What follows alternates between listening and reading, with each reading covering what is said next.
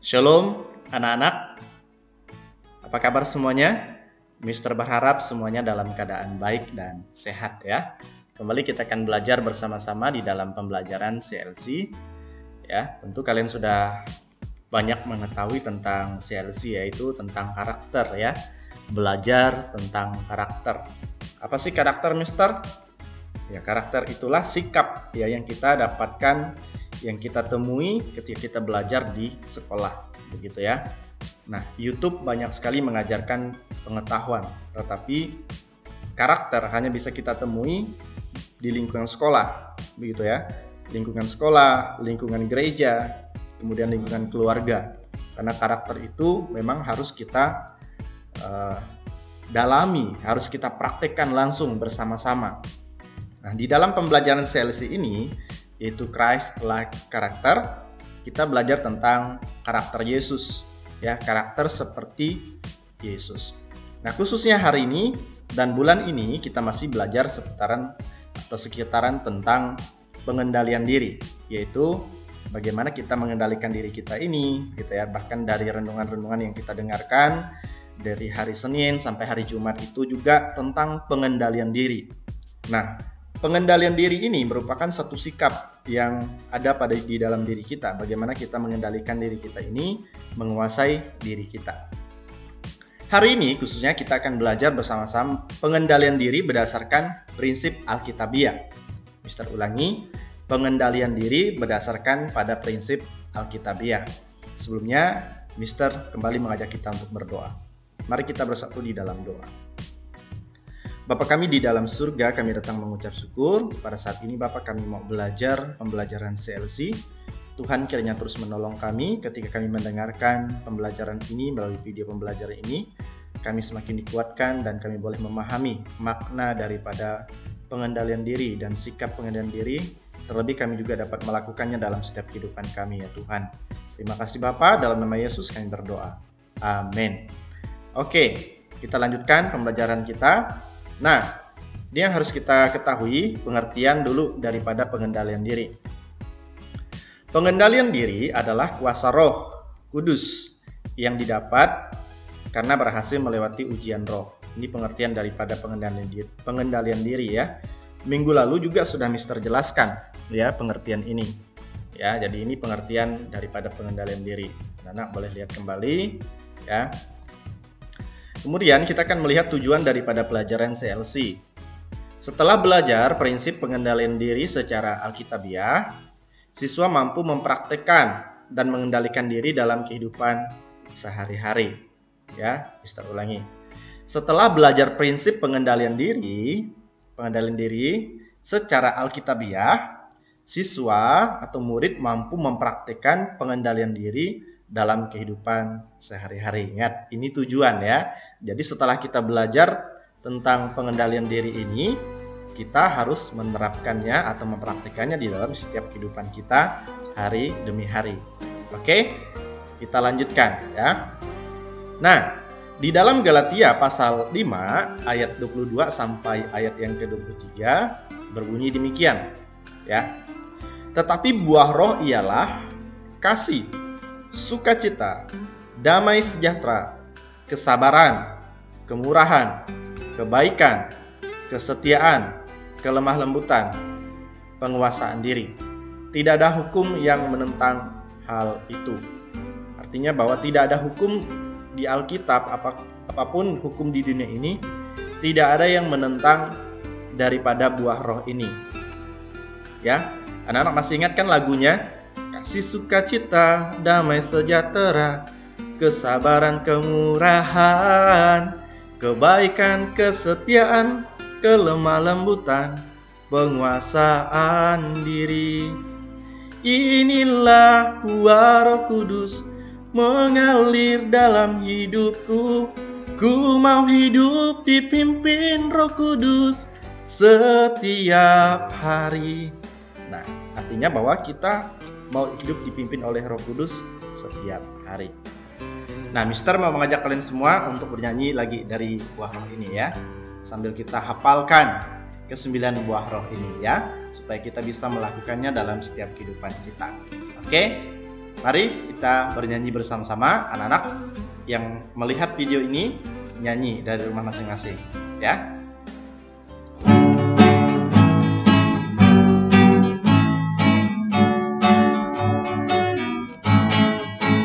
Kasih sukacita, damai sejahtera, kesabaran kemurahan, kebaikan kesetiaan kelemah lembutan, penguasaan diri. Sekali lagi. Kasih sukacita, damai sejahtera, kesabaran kemurahan, kebaikan kesetiaan kelemah lembutan, penguasaan diri. Inilah buah Roh Kudus mengalir dalam hidupku. Ku mau hidup dipimpin Roh Kudus setiap hari. Inilah buah Roh Kudus. Inilah buah Roh Kudus mengalir dalam hidupku. Ku mau hidup dipimpin Roh Kudus setiap hari. Nah, lagu ini mengajarkan kita bahwa kita mau hidup dipimpin oleh Roh Kudus. Nah, kalau kita meminta hidup kita dipimpin oleh Roh Kudus, maka 9 buah roh ini otomatis akan kita bisa lakukan dalam hidup kita. Ya, kita bisa mengasihi orang lain, hidup dengan sukacita, damai, tidak ada permusuhan, tidak ada kedengkian, begitu ya. Kemudian kita hidup dengan kebaikan, kemurahan itu bermurah hati, mudah untuk menolong, mudah untuk memberi, tidak pelit, begitu ya. Itu yang namanya hidup dalam kemurahan. Kemudian hidup di dalam kebaikan. Hidup dalam kebaikan artinya kita baik dengan semua orang, tidak pilih kasih, ya, tidak pandang bulu, ya. Orang bilang tidak, artinya kita tidak memilih-milih dalam kita. Saya mau baik sama si A aja, saya tidak mau baik sama si B, gitu ya. Nah, setia, ya, setia kepada Tuhan Yesus, ya, setia beribadah, setia berdoa, setia baca firman Tuhan, gitu ya. Setia kepada orang tua, begitu ya. Nah, setia untuk belajar. Kemudian hidup di dalam kelemah lembutan. Lemah lembut artinya kita sopan, punya karakter sikap yang baik, tidak kasar dengan orang lain dalam kita bertutur kata, di dalam kita berkata-kata dengan orang lain pun kita harus lemah lembut. Lemah lembut artinya kita di dalam kita ngomong gimana sih, ngomong dengan guru, ngomong yang sopan kayak gimana, ngomong dengan orang tua kayak gimana, ya. Apakah kita ngomong dengan orang tua kayak kita ngomong dengan orang sebaya dengan kita, yang seumuran dengan kita? Tentu tidak, ya. Sebaiknya waktu kita ngomong dengan orang tua kita harus lebih sopan. Kita harus, apalagi kita juga tidak boleh menyebut nama, begitu ya. Kamu. Nah, itu kan budaya kita tidak menyebutkan orang yang lebih tua dengan sebutan kamu, ya, atau kau. Itu tidak sopan namanya. Tetapi ya, kita dapat menyebut mama, papa, bapak, ibu, mister, madam, miss.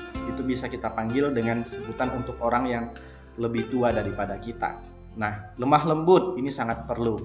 Kemudian penguasaan diri. Nah, inilah yang sedang kita pelajari selama di dalam 1 bulan ini. Bagaimana kita hidup di dalam menguasai diri. Gitu. Kita lanjutkan. Pengendalian diri juga berarti, ya, menyalipkan daging, menyalipkan hawa nafsu dan keinginan. Nah, anak-anak, Mister, gimana sih cara menyalipkan daging? Apakah kita ini perlu disalib gitu? Seperti Yesus? No, tentu tidak, ya. Cara menyalipkan daging artinya bahwa kan sebenarnya di dalam daging kita ini yang membuat kita berdosa, begitu ya. Daging kita ini daging Mister, daging kamu, begitu ya.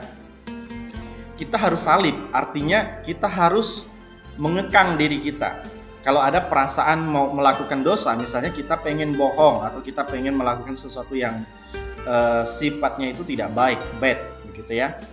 Maka kita harus lawan, itu namanya menyalipkan daging.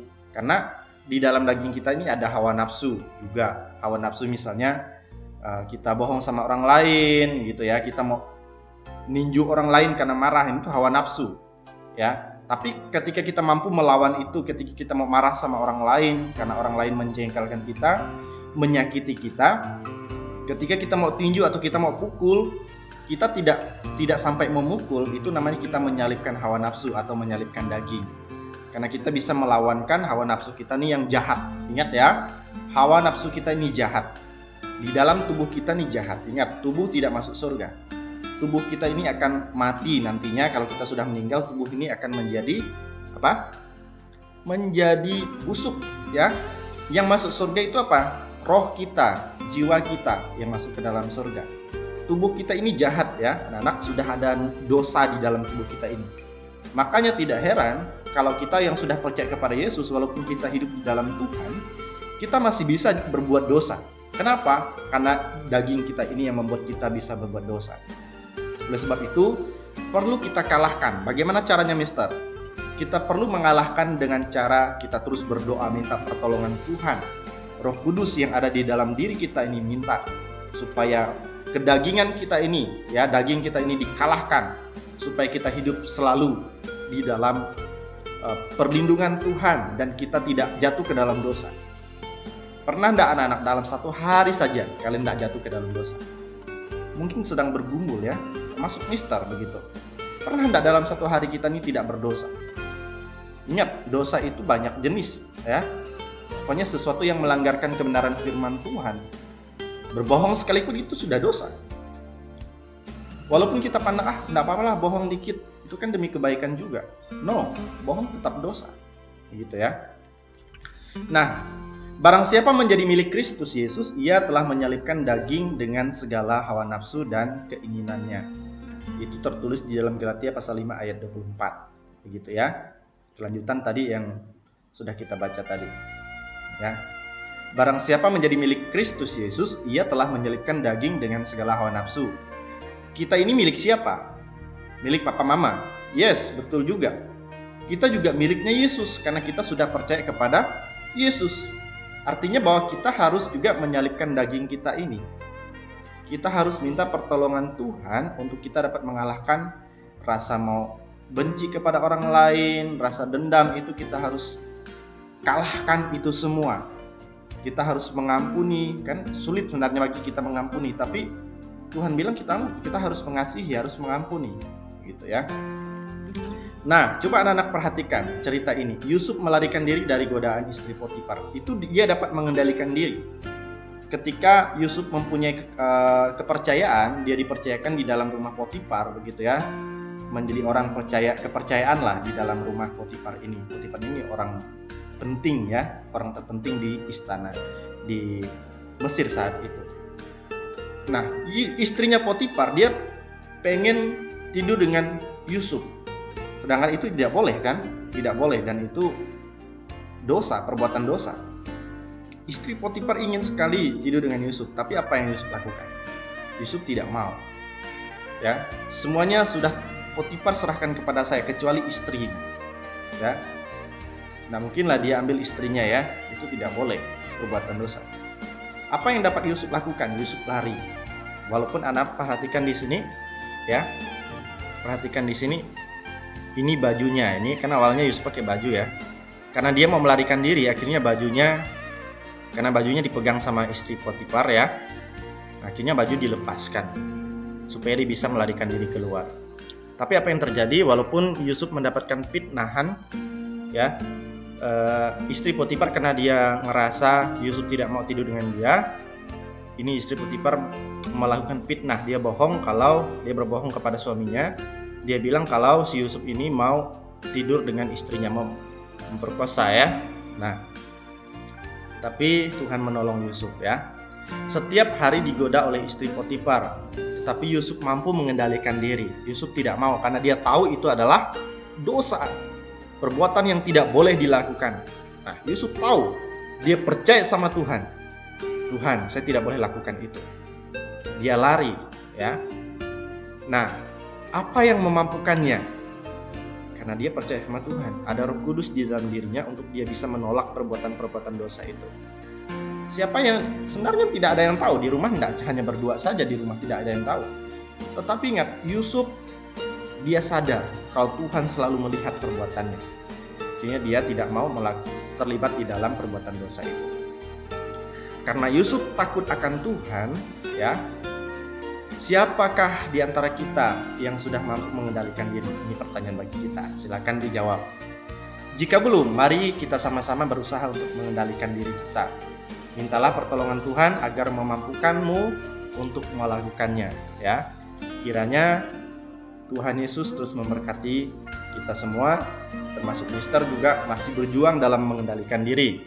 Ya, kita belajar bersama-sama, ya, anak-anak juga, ya. Ingat, kita harus menjadi murid Kristus yang takut akan Tuhan.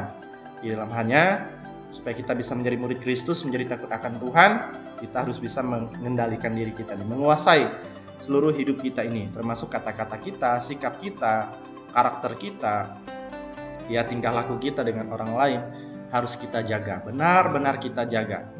Patokannya dari mana, Mister? Patokannya adalah firman Tuhan. Ingat, patokannya adalah firman Tuhan. Di dalam firman Tuhan mengajarkan kita banyak hal, ya, untuk mengatur sikap kita, pengendalian diri kita ini, ya. Kiranya pembelajaran CLC pada hari ini dapat kita lakukan. Jika anak-anak masih merasa kurang dalam pembelajaran ini, bisa diputar lagi video ini, ya. Bisa diputarkan berkali-kali supaya kalian lebih mendalami daripada pembelajaran CLC ini. Kita berdoa sekali lagi. Bapa kami di dalam surga, kami sudah belajar bersama-sama di dalam pembelajaran CLC. Tuhan tolong kami, apa yang sudah kami pelajari, kami dengar, kami simak bersama-sama, dapat kami lakukan dalam hidup kami, ya Tuhan. Terima kasih Bapa, dalam nama Yesus kami berdoa. Amin.